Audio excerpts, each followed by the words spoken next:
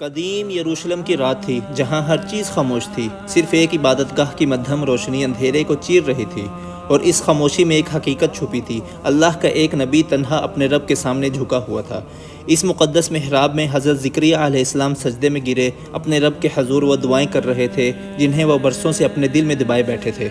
ان کے لرزتے ہاتھ آسمان کی طرف اٹھے ہوئے تھے، چہرے پر تھکن مگر دل میں امید کا دیا جل رہا تھا، اور ان کے آنسو ان کی دعا کی گہرائی کو بیان کر رہے تھے۔ اچانک محراب میں ایک نرم سا نور پھیلنے لگا، جیسے رحمت کی کوئی لہر عبادت گاہ میں اتر رہی ہو، اور ماحول ایک دم مقدس احساس سے بھر گیا۔ جب حضرت زکریا علیہ السلام مریم علیہ السلام کے حجرے میں داخل ہوئے تو انہوں نے وہاں وہ رزق دیکھا جو اس موسم میں ممکن ہی نہیں تھا۔ یہ منظر ان کے دل میں اللہ کی قدرت کا یقین تازہ کر گیا۔ حضرت زکریا علیہ السلام کی آنکھوں میں حیرت تھی، جیسے وہ اللہ کے معجزے کو پہلی بار دیکھ رہے ہوں، اور ان کے دل میں ایک سوال بار بار اٹھ رہا تھا، کیا اللہ مجھے بھی اولاد عطا نہیں کر سکتا؟ حضرت مریم نے نہایت سکون سے فرمایا، یہ سب اللہ کی طرف سے ہے، وہ جسے چاہے بے حساب عطا کرتا ہے۔ یہ جملہ ان کے دل کے اندھیروں کو چیر گیا۔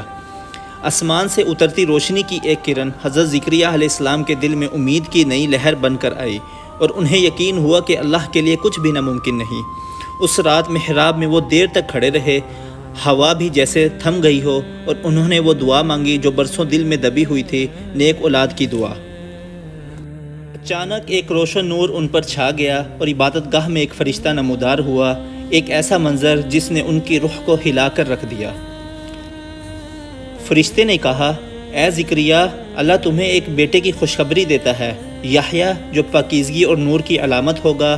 یہ سن کر ان کی آنکھوں میں خوشی کے آنسو اتر آئے۔ حضرت زکریا علیہ السلام حیرت اور محبت کے احساس میں ڈوب گئے۔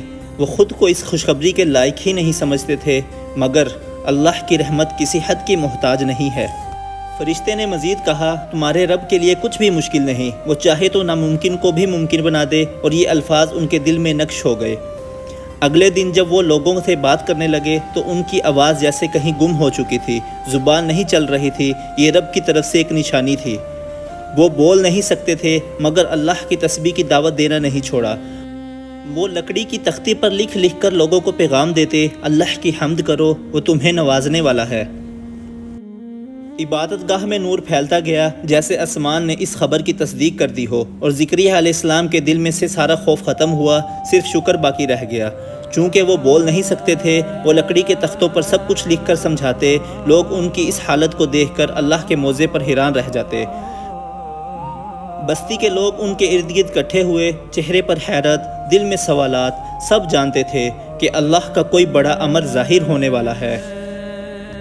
آسمان پر ایک روشن کرن نمودار ہوئی، جیسے اللہ اپنی قدرت کا اعلان کر رہا ہو، اور پوری وادی اس نور سے بھر گئی۔ قدرت کا راز خاموشی سے اپنے وقت پر ظاہر ہوا، اور زندگی کی نشانی آہستہ آہستہ رحمت کے ایک نئے دور کی آمد کا پیغام دینے لگی۔ ایک خالی جھولا جس سے نور پھوٹ رہا تھا، اس بات کی علامت تھا کہ اللہ کی رحمت راستے میں ہے، اور زکریا علیہ السلام کا انتظار ختم ہونے والا ہے۔ ایک حسین صبح طلوع ہوئی، روشنی پرانے گھر میں داخل ہوئی، اور فضا میں سکون بکھیرنے لگی۔ یہ ایک نئی شروعات کا لمحہ تھا۔ حضرت زکریا علیہ السلام نے اپنے ہاتھوں میں صحیفے اٹھائے، لوگوں کو اللہ کے احکام سکھائے۔ ان کی باتوں میں نور بھی تھا اور حکمت بھی تھی۔ یحییٰ علیہ السلام کے آنے سے پہلے کی پاکیزگی کی علامتیں ظاہر ہونا شروع ہو گئی، جیسے کوئی سفید پرندہ آسمان کی طرف پرواز کر رہا ہو۔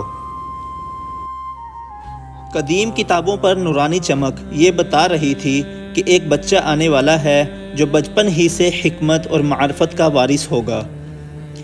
ایک دن آنے والا تھا کہ باپ اور بیٹا دونوں نبی ایک ساتھ اللہ کے دین کو مضبوط کریں گے اور زمین پر روشنی پھیلائیں گے۔ ایک مضبوط درخت کے سائے تلے عبادت میں جھکی ہوئی ایک نئی روح جو دنیا کو پاکیزگی اور تقویٰ کا پیغام دینے کے لیے تیار ہو رہی تھی۔ ایک چشمہ جس کا پانی صاف اور شفاف تھا، قدرت کی رحمت کی علامت تھا جو آنے والی نبوت کی پاکیزگی کو ظاہر کر رہا تھا۔ یروشلم پر شام کا سنہری رنگ پھیل رہا تھا، شہر جیسے روشنی میں نہا گیا ہو، اور یہ منظر اللہ کی نعمتوں اور رحمتوں کی یاد دلا رہا تھا۔ رات ہوتے ہی عبادت گاہ دوبارہ نور سے بھر گئی، جیسے آسمان نے زمین سے باتیں کرنی ہوں، اور اس منظر نے یہ حقیقت ثابت کر دی، اللہ اپنے نیک بندوں کی دعاؤں کو کبھی رائیگاں نہیں جانے دیتا۔